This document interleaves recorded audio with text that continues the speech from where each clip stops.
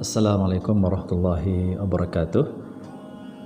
Pertama sekali saya ingin mengucapkan tahniah dan terima kasih kepada Persatuan Anak Muda Labuan Pamula yang telah mengambil inisiatif yang sangat bagus, iaitu untuk menyebarkan mesej gaya hidup yang sihat, khususnya untuk anak-anak muda Labuan dan juga untuk panduan umum juga.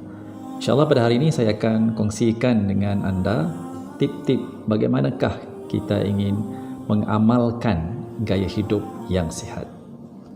Perkara pertama yang kita kena utamakan adalah niat. Kenapakah aku perlu sihat?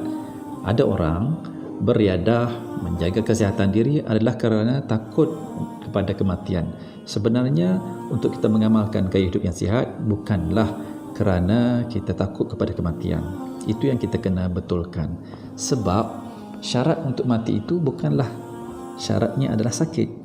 Kita akan mati pada bila-bila masa. Ada orang badan fit, cergas dan sebagainya, tapi dia juga mati pada usia yang muda. Jadi untuk kita mempunyai kualiti hidup yang baik, maka kita hendaklah memperbetulkan niat kita mengamalkan gaya hidup yang sihat. Pertama sekali adalah kerana untuk memudahkan kita beribadah kepada Allah Subhanahu Wa Taala. Dan yang kedua adalah untuk kita hidup dengan lebih bahagia bersama orang-orang yang tersayang, dengan keluarga kita, dengan anak isteri kita, dengan rakan-rakan, dengan masyarakat. Dan inilah gaya hidup yang sihat sekiranya kita mempunyai hubungan sosial yang baik dengan orang sekeliling kita.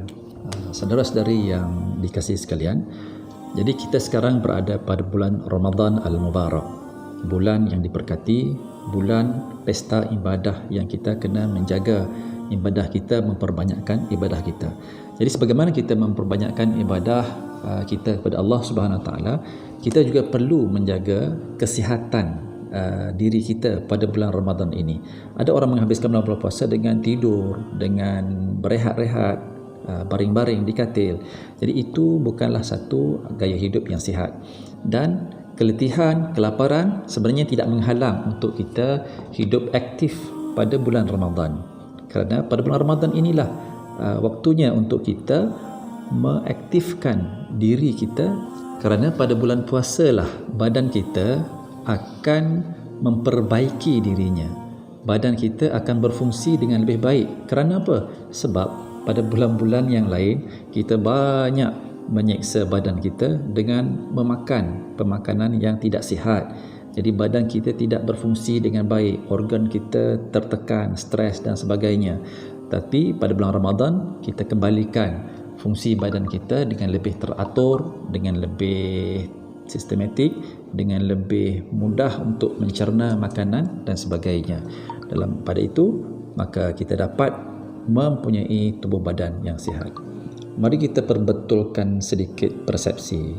Apabila orang berbicara tentang gaya hidup sihat, ramai orang mengatakan kita kena pergi berlari, kita kena pergi jogging, bermain badminton, pergi ke padang dan sebagainya.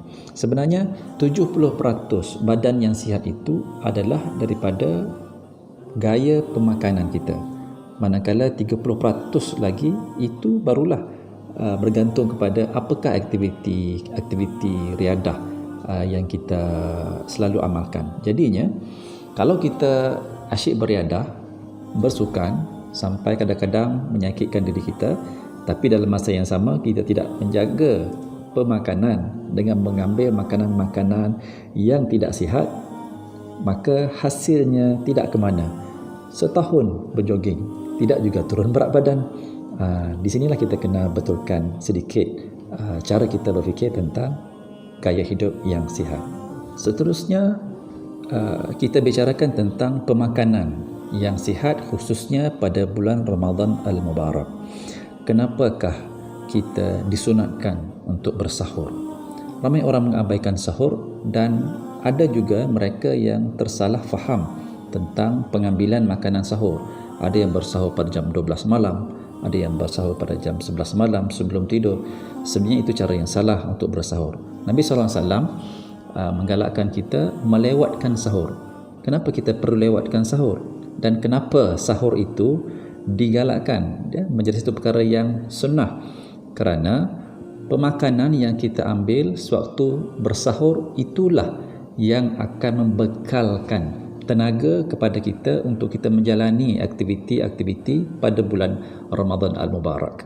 Kalau kita mengambil sahur yang sedikit sahaja, maka kita tidak mempunyai bekal yang mencukupi untuk kita jalani kehidupan yang lebih aktif. Jadi, anak-anak sekalian, rakan-rakan sekalian, saudara-saudari, jangan tinggalkan sahur dan ambil jumlah pemakanan yang secukupnya untuk bersahur. Sebaik-baiknya kita orang Malaysia ambillah karbohidrat seperti nasi, roti ataupun sumber-sumber karbohidrat yang lain untuk bekalan tenaga kita. Berhubung dengan pemakanan juga, tahukah kita bahawasanya rakyat Malaysia sekarang ini mengalami masalah obesiti yang sangat serius, sama ada dalam kalangan kanak-kanak, apatah lagi remaja dan anak muda yang obes sebelum masanya. Baiklah, saudara-saudari sekalian, obesiti ini berlaku kerana pengambilan makanan yang tidak sihat seperti karbohidrat yang berlebihan, lemak yang berlebihan, gula yang berlebihan. Ini adalah sebenarnya musuh-musuh kepada badan kita yang kita ambil yang boleh menjejaskan fungsi badan kita dengan baik.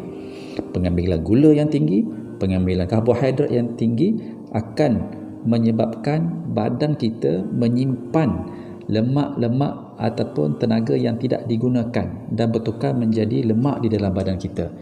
Kerana kita tidak mengamalkan aktiviti-aktiviti aktif untuk pembakaran lemak tersebut. Jadi inilah yang kita kena betulkan, iaitu mengambil jumlah makanan yang secukupnya dengan aktiviti yang kita lakukan seharian.